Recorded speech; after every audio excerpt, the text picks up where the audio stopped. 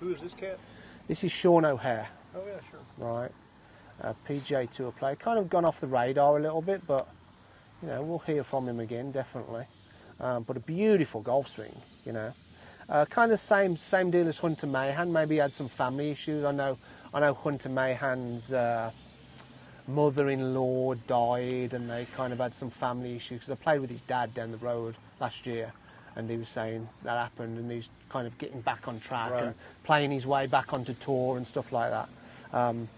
But you know, beautiful guy. I use him a lot in examples as well, Hunter Mahan. But what we're doing up here is we're really kind of thinking about structure at the top, right?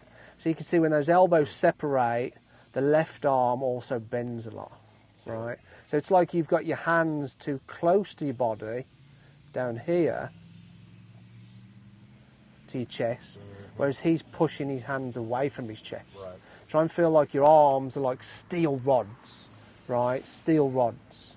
And then once we've got the structure there, then as we come down, we want to see that right arm disappear behind the left one. Right. That pinches the elbows together more, right?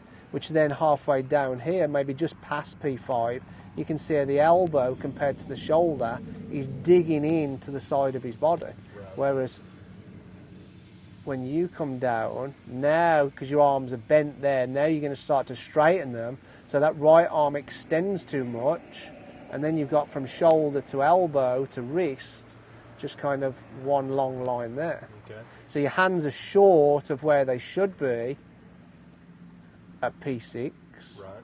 so therefore they're going to be short of where they should be at P7, right? We want a P7 at impact, we want our hands underneath our shoulder, whereas your hands are short of where they should be. Okay. So it's kind of getting this structure coming down to make that happen, right? And then when we got a ball between your arms, and we said, right, well, hands move inward, following that red stick on the ground, right?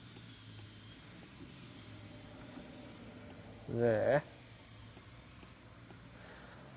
Better structure at the top there. That's miles better, look. So straight away, it looks as though you're pushing your hands away, right? And then as you start down, try and get that right elbow. There you go. Now we're talking, mate. So now your right elbow is kind of underneath your left one.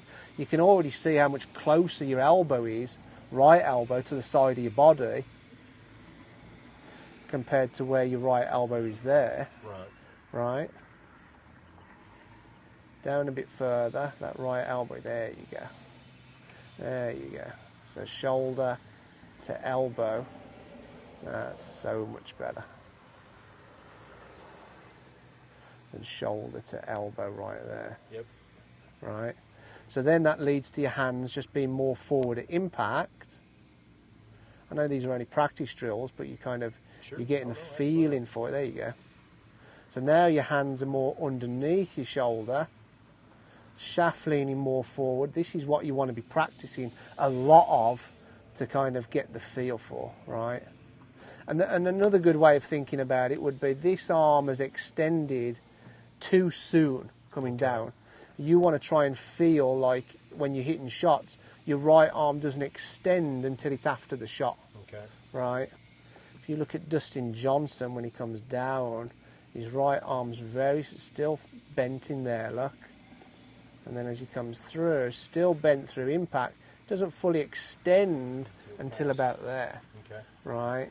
So that right arm should still be a little bit bent.